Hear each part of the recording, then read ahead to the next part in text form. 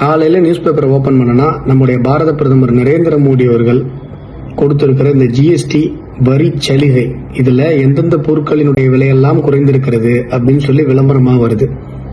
எண்ணெய் விலையிலிருந்து கார் விலை வரை மிகப்பெரிய அளவுல எல்லா பொருட்களினுடைய விலையும் குறைந்திருக்கிறது. இந்த விளம்பரங்கள்லாம் பார்த்துட்டு இருக்கும்போது மு.க. ஸ்டாலின் ஒரு அறிக்கை கொடுத்திருக்கார், அதையும் பார்க்கிறோம். அவர் என்ன சொல்றாருன்னா, இப்போ இந்த வரி சலுகை கொடுத்தீங்களே 8 வருஷத்துக்கு முன்னாடி கொடுத்துருக்கலாமே அப்படின்னு கேட்கிறார். சார், இப்ப கொடுத்ததுக்கே உங்களுடைய நிதியமைச்சர் பஞ்சப்பாட்டு பாடுறார், எங்களுக்கு வருமானம் போயிடுச்சு அப்படின்னு சொல்லி. 8 வருஷத்துக்கு முன்னாடி கொடுத்திருந்தா நீங்க எந்தெந்த பாஷையில பஞ்சப்பாட்டு பாடிருப்பீங்க? கேள்வி நம்பர் 1. 2வது, ஜிஎஸ்டி மூலமாக புதிதா ஏதோ இந்த நம்முடைய நாட்டில் வரி போடப்பட்ட மாதிரியான ஒரு பொய் பிம்பத்தை திமுக, அந்த திமுக அடிவருடிகள் இவங்களெல்லாம் கிளை போட்டுட்டே இருக்காங்க.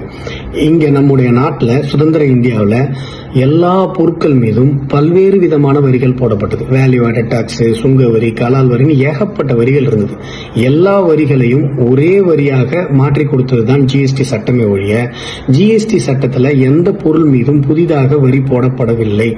ஏற்கனவே இருந்த அந்த சதவீதம் தான் ஜிஎஸ்டிக்குள்ள கொண்டு வரப்பட்டது. 0.1% கூட எக்ஸ்ட்ரா டாக்ஸ் எந்த பொருட்கள் மீதும் போடப்படவில்லை.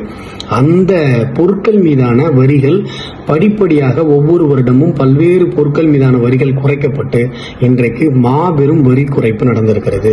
இப்ப மாருதி கார் சொல்றாங்க, ஒரே நாள்ல 30,000 கார் வித்திருக்கோம் சார், எங்க கம்பெனி ஆரம்பிச்சதுல இருந்து இவ்வளவு கார் வித்ததில்லைன்னு. டிவியோட ரேட்ல இருந்து பல்பொடி, பேஸ்ட், சோப்பு எல்லா விலைகளும் குறைந்திருக்கிறது. நம்ம பயன்படுத்துற பெருவாரியான பொருட்கள் வெறும் 5% டாக்ஸ் குள்ள வந்துருச்சு. நிறைய பொருட்கள் 0 டாக்ஸ், அதாவது டாக்ஸே இல்ல அப்படிங்கிற ஒரு சூழ்நிலையில வந்துருச்சு. ஒரு சில பொருட்கள் மட்டுமே 18% இருக்கு.